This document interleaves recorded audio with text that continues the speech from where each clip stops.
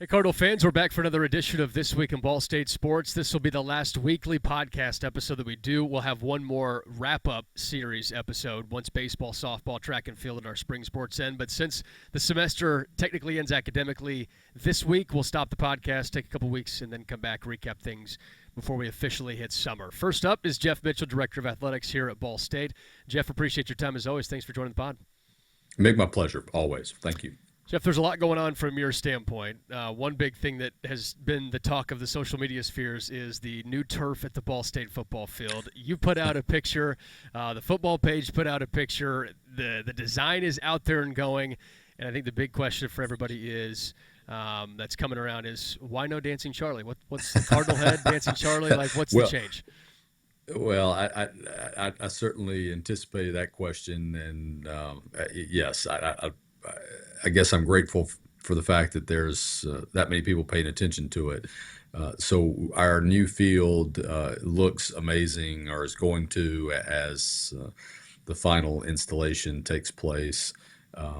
And the Midfield logo is going to be the Cardinal Head logo. So just a quick education on the history of the logo. Dancing Charlie was the logo from approximately 1960 to 1990. And then the Cardinal Head logo with the three stripes was the official logo from 1990 until 2015. And then the current Cardinal Head logo has been the official logo for Ball State athletics since 2015. Sometime around 2020, as I understand it, of course, that preceded my time here, Dancing Charlie made an emergence or a reemergence as a logo principally for football. And so you started seeing it on helmets, you started seeing it on the nape of the neck, on the football jerseys, you started seeing it on travel apparel. Football won a conference championship that year, and it continued to have an appearance on various apparel items. Somewhere along that time frame, Mick, Dancing Charlie also was incorporated as a tradition line on apparel that you could buy at bookstore or online, anywhere that Ball State apparel was made available. And it comes with the tradition line logo attached to the actual image of Dancing Charlie. So there's a word mark associated with the image itself. And there was some conversation around campus that it was going to make a comeback. Well, I arrived in 2023, and there was this continuing groundswell of support for Dancing Charlie, or so we thought. And we worked with marketing and communications. We want to make sure that we make collaborative efforts on our campus in terms of making decisions, especially when it comes to the brand of the institution. And we conducted a survey, and current students and alumni and prospective students were all surveyed in a fairly comprehensive survey about the thought around Dancing Charlie, the thought around the current official logo, which is the Cardinal Head logo. And the survey results weren't particularly close in terms of favoring the current Cardinal Head logo. Before that happened, though, a decision was made to put Dancing Charlie as at midfield on the football field a couple of years ago, because there was this idea that perhaps Dancing Charlie would make a comeback.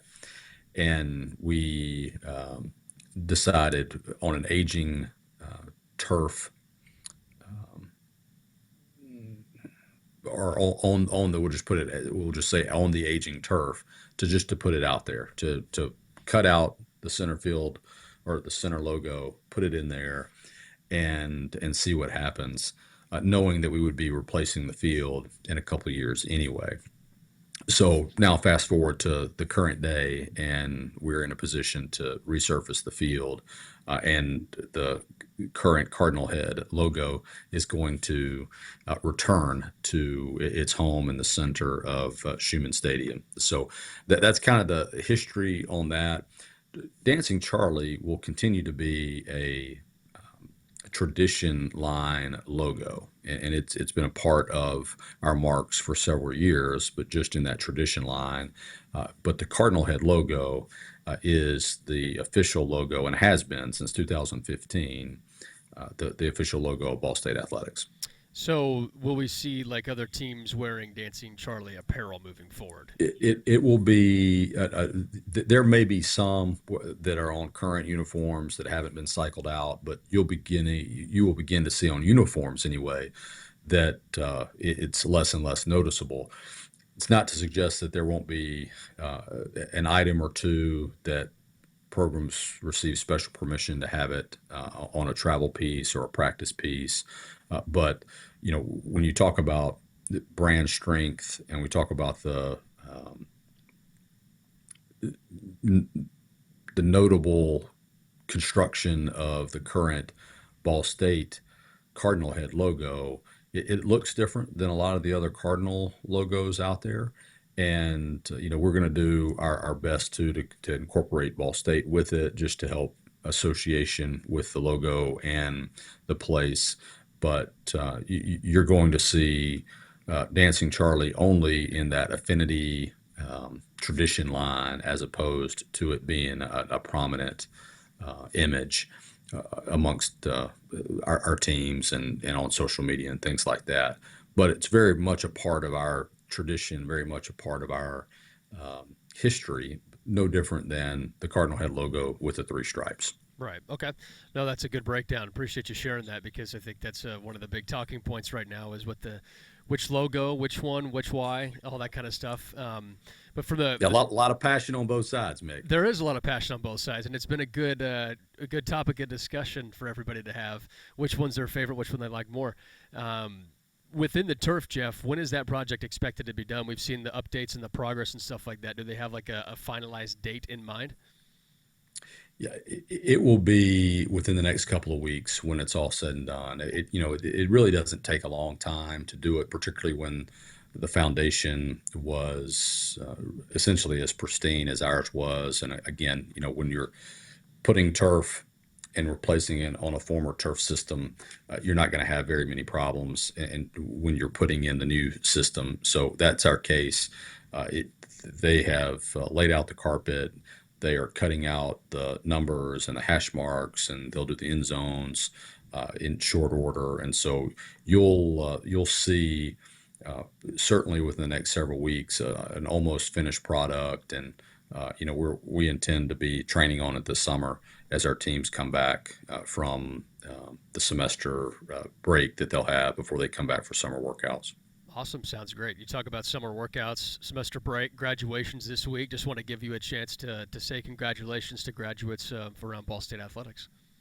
Well, we're very proud of our graduates and excited for them to walk across either the main stage on Saturday morning or their respective college stages as commencement exercises take up all day on Saturday at the various colleges around campus and the various venues where commencement exercises will be held. And although I really enjoy that main ceremony on Saturday morning in the quad, I think it's a spectacular scene where you've got so many graduates that choose to come and just participate in that, and you've got all the pomp and circumstance of all the faculty members coming out in their regalia and the marching in of the stage guests as President Mearns confers degrees on all the graduates. And then, of course, the individual colleges have their commencement exercises as well. It's a little bit more intimate where the students can walk across the stage. It doesn't take forever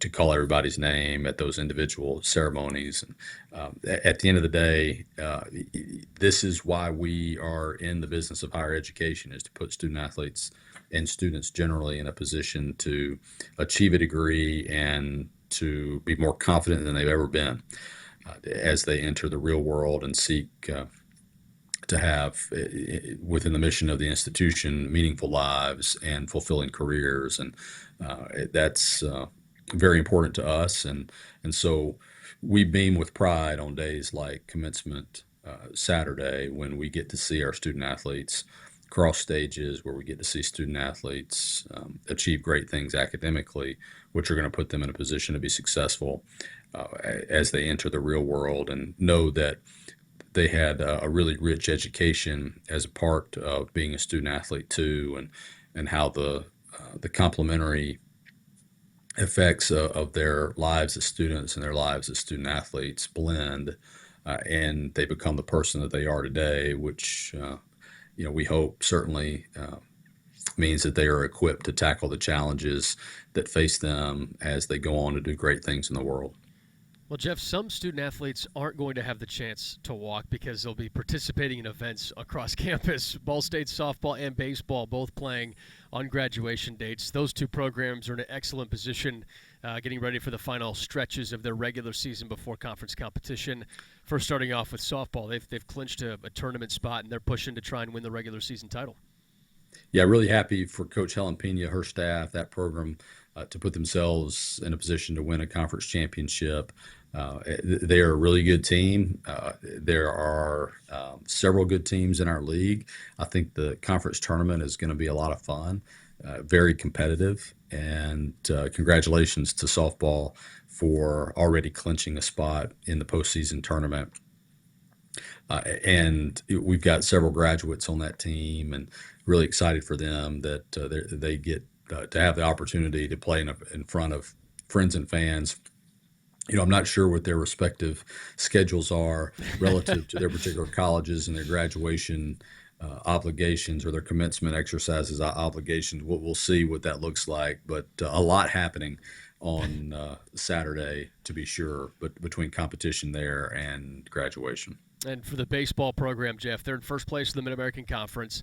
It's a team that's got a really good stretch of home games coming up. Kent State this weekend, who's right behind them in the standings. Miami in a couple of weeks as well, who's right behind them in the standings. This baseball team leads the conference in a year that the league is very, very good. Looking at the standings again, Jeff, there's top four teams have all put up at least 16 conference wins. Like, this league is good this year. Yeah, the league is strong. Certainly, those top four teams are playing as well as anybody in the country, and you're talking about some really dynamic weekends coming up.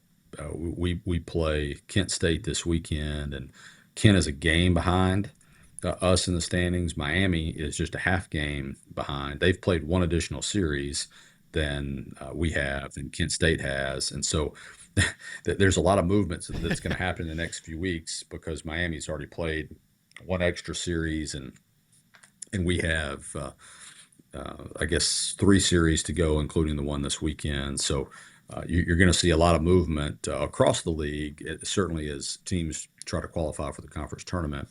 But you also are going to see some movement in those first couple of 2 or 3 positions as well, as the teams play each other, and as at least 2 of those teams, us and Kent State, play an extra series that Miami has already played. So it's the numbers game now as you get to the final few weekends of the season. So there'll be a lot of scoreboard watching and a lot of math as we calculate half games and game advantages or disadvantages as the case may be. So Ball State's 17-4 in the league at the top. Kent State's 16-5 right there, like you mentioned. So a huge series this weekend. Miami's 18-6. Bowling Green is 16-8. And then after that, it's Toledo at 10-11 in the league. So the top 4 teams all fighting for a regular season title. And, of course, being one of those top 2 teams going into the conference tournament, always significantly, it's a huge benefit for teams to have a day off to start that tournament and save the Friday starter until the next day. So it's going to be a race. It's going to be an awesome race to see how all that baseball standings shake out. It is. It's championship season, as we say within our department. So we're glad it's on us, and spring is here officially now. I think we talk about the weather from time to time on this podcast, Mick. We do. As we enjoy today's conversation, the last weekly one of the season, we can finally declare that spring has arrived. We finally can declare. Is it warm enough for you with your Mississippi background? Like, is this heat enough? It is fantastic. You mentioned championship season. I want to talk about men's golf real quick. The recap of their season. Finished second in the Mid-American Conference Championships. Oh, so close for repeating. But what a surge there on day 3 to put them in that conversation. Well, it was a tough field, tough weather conditions. And I don't know that we can say enough about that particular program, Coach Fleck, and those talented student athletes who have been really consistent over the course of their time here. They're a senior-laden team, and I believe over the last 3 seasons, he had a second-place finish, a championship finish last year, then a second-place finish this year. And I don't think that finishing in the top 3 in 3 consecutive years has happened for our program since maybe the late 70s, early 80s. It's been a while. And that is something that I know that group is really proud of, and I'm really proud of them for just their consistent approach to playing the game, their consistent approach and how they represent Ball State athletics, and their consistent approach to how they register on the national scene. And people knew that we had a real chance to win the tournament this year, and I think we did, aside from maybe a really tough opening round to the conference tournament this past weekend. But and hats off to Kent State, who won the men's side as well as the women's side. But there was a battle there for a little while, and at one point we had taken the lead on day 2. I think it was day 2, and then day 3 was really tough with extraordinary wind conditions that impacted a lot of the team scores, and including those that went on to win the championship. But really proud of that team, really proud of Coach Fleck for his leadership of that program and just being the steady and consistent coach that he is. It's no surprise to me that his team embodies that same set of characteristics. And we competed for a championship, and that's really great, and I'm really proud of him. And Ali Khan winning Sportsman of the Year in the conference as well. Really cool to see that as his senior season wraps up. That's right. So that is the men's golf team is completed their action for the Mid-American Conference Championship. Baseball and softball in full swing. Jeff, track and field also continued to compete here in the outdoor season.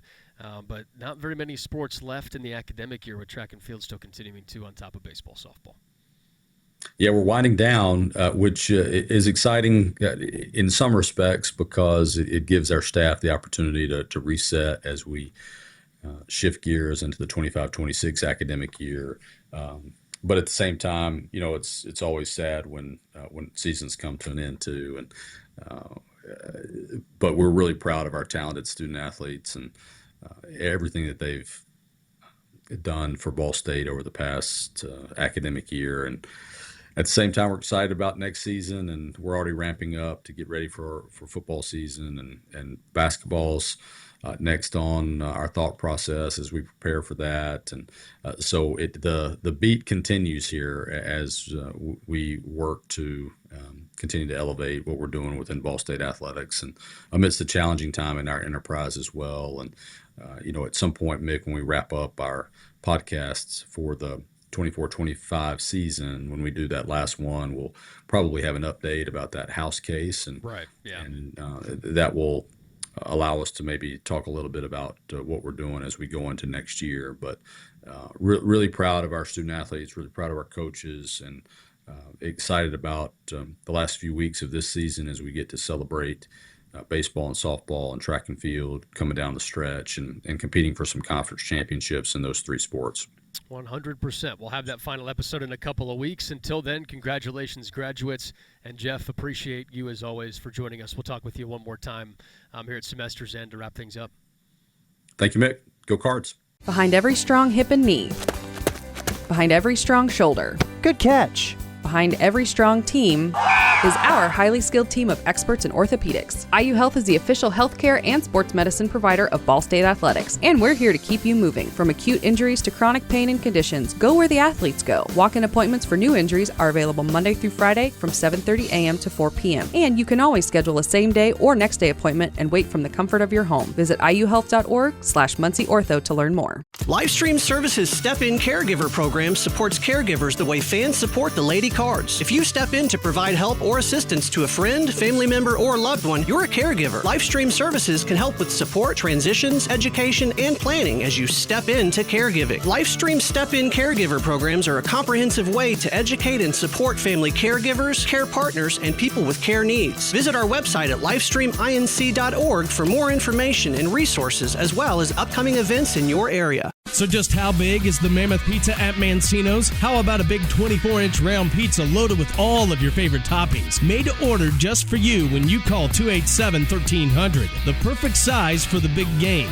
the next game, or any event that demands not only the best, but the biggest pizza you can order. And Mancino's is ready anytime. Call, wait 10 to 15 minutes, then head to Mancino's for pickup. Man, is it good. When a large pizza isn't enough, you need at least one Mammoth from Mancino's. We're back for another segment of This Week in Ball State Sports, and today we have a special guest with us, Jamie Davidson from Ball State Financial, joining the show. Jamie, really appreciate your time and your partnership. Hey, Mick, thanks for having me today. Of course. So I just want to kind of start with the partnership between Ball State Financial and Ball State University as a whole. How has that been able to continue to become stronger and stronger? Well, we're really strong with the athletics, always had been. Continue to support the athletic department. Homecoming, football games, every athletic event, we try to be there to show our support.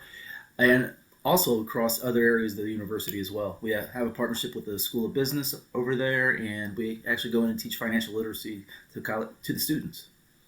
What's that like to be able to teach financial literacy to the students within this partnership? It's a wonderful thing. I myself started out as a teacher. My financial literacy was not very good. I came from a family that wasn't very good at managing their money, had to figure it out on my own, and now to be able to go in, the first time I went in to speak, I was nervous, and I'm not usually a nervous person when I educate or speak, but as soon as I got up there on the stage, everything came together. The students were great. I loved it, and we educate over close to 4,000 students a year at the university. And now you are the VP for Financial Wellness at Ball State Financial. Yes, sir.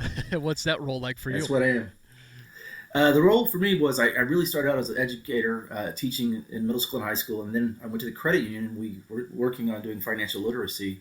At the end of the day, I ended up being the last man standing, which the other two decided to go do other things, and I just created a program of education where we go out into the community and educate the community. We educate our members, and we go to community events. And for a while there, I was sort of like the one-man show. Lucky enough today, I'm the VP, and I actually have 6 employees underneath me. One of our employees is actually at the university full-time at the Student Center. We have a branch over there that has an ITM. He's there to educate, to help, and he's the one that actually goes and does the classes now. And his name is Chris Poland, and Chris is actually a graduate of Ball State, a lifelong Muncie person, and it's funny because I call him the mayor of Muncie because everybody knows him. I love it. You mentioned the branch in the Student Center, Jamie. As a student, I used that branch all the time. I'd walk in and be like, "Hey, I need to get some money or cash a check." I would use that all the time, so I love that it's still there. Yeah, it's very convenient. You think about, because I went to the university as well, and it was always there. And the great thing about it was shared branching, so you didn't have to be part of Ball State, because at one time you had to be staff or a student, nothing else. But now you can actually be a member of the community and bank at our credit union, Ball State Financial, actually. So yeah, it's very convenient, and it's really about teaching students how to use their money wisely, to have that adult there to have that conversation with them when need be. You said you started out education, and you've intertwined now your career. How do you think the business and education side, outside of teaching, of course, has helped come into play with growing what Ball State Financial is and making sure it interacts with the community the way it needs to? Yeah, we've been very good at what we do. We have a team that is very, very passionate and very committed. There's very few things that we say no to. Obviously, you can't do everything, but what we've seen is the more you do in the community, the more you support your members, the more growth you're going to see at the credit union, the more visibility there is. People want to come and do business with you. They want to sit down and talk to you. One of the things that we really focus on is financial counseling for free that we do, sitting down and having conversations. And sometimes people's finances aren't in the right place, but it's okay to sit down and have a conversation and come up with a plan to help fix whatever the issue is. So we really try to educate and then put into action, in real life action, to actually make people's financial lives better. And I think that's a hallmark of working with the community because, like you said, everybody's financial literacy might be a little bit different, and a level of learning could be very beneficial. So Ball State Financial helping provide that. Jamie, I think one of the cool things that's come out recently with Ball State Financial and the partnership with the University Athletics is the Ball State debit card. Everybody loves it.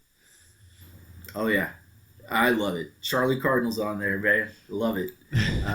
I was really excited when we got that partnership.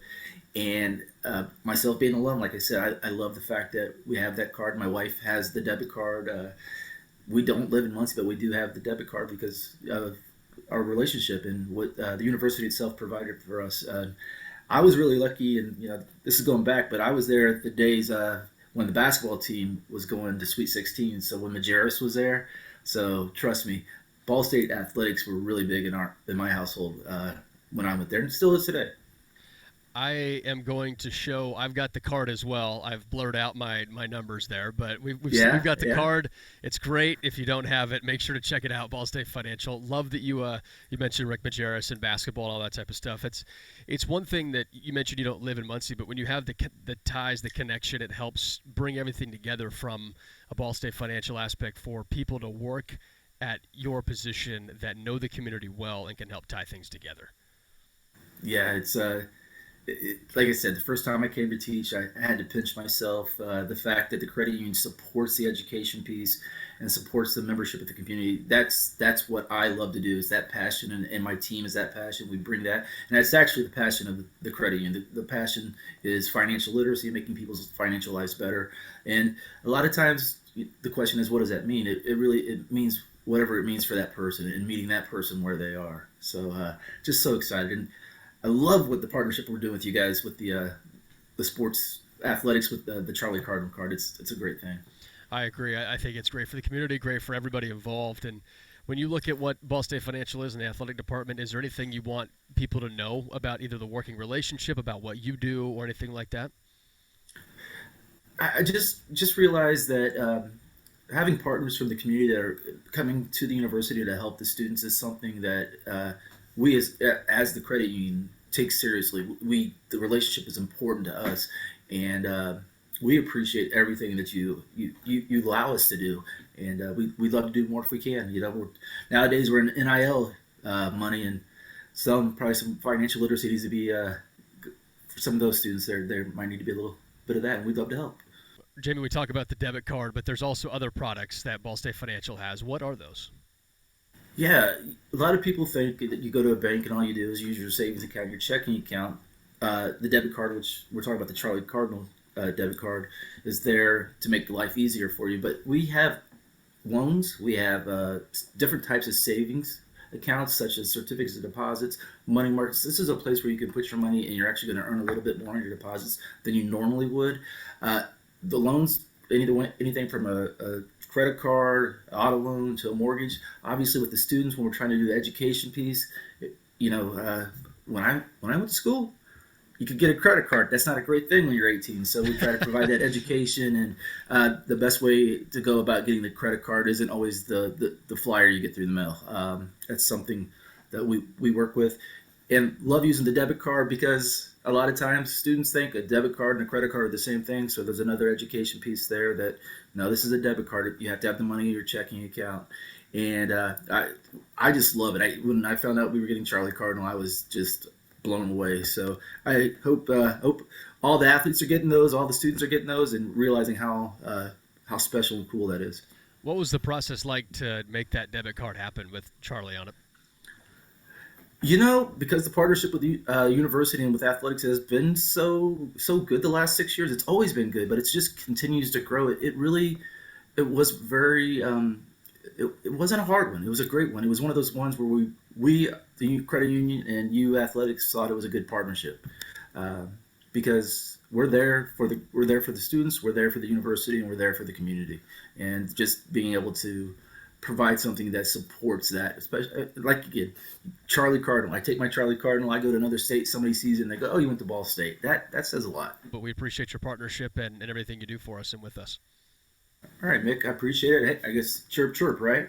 But Absolutely. yeah, come see us. Come see us at the Student Center or at our Oakwood branch. We would love to help you. Our passion is to make the Muncie community and the university a place that is very special. Behind every strong hip and knee, behind every strong shoulder, Good catch. behind every strong team is our highly skilled team of experts in orthopedics. IU Health is the official healthcare and sports medicine provider of Ball State Athletics, and we're here to keep you moving. From acute injuries to chronic pain and conditions, go where the athletes go. Walk-in appointments for new injuries are available Monday through Friday from 7:30 a.m. to 4 p.m. And you can always schedule a same-day or next-day appointment and wait from the comfort of your home. Visit iuhealth.org/MuncieOrtho to learn more. Livestream Services Step-In Caregiver program supports caregivers the way fans support the Lady Cards. If you step in to provide help or assistance to a friend, family member, or loved one, you're a caregiver. Livestream Services can help with support, transitions, education, and planning as you step into caregiving. Livestream Step-In Caregiver programs are a comprehensive way to educate and support family caregivers, care partners, and people with care needs. Visit our website at livestreaminc.org for more information and resources, as well as upcoming events in your area. So just how big is the Mammoth Pizza at Mancino's? How about a big 24-inch round pizza loaded with all of your favorite toppings? Made to order just for you when you call 287-1300. The perfect size for the big game, the next game, or any event that demands not only the best, but the biggest pizza you can order. And Mancino's is ready anytime. Call, wait 10 to 15 minutes, then head to Mancino's for pickup. Man, is it good. When a large pizza isn't enough, you need at least one Mammoth from Mancino's. Thanks for listening to This Week in Ball State Sports, presented by Gainbridge. The preceding has been a Learfield presentation on the Gainbridge Ball State Cardinals Sports Network.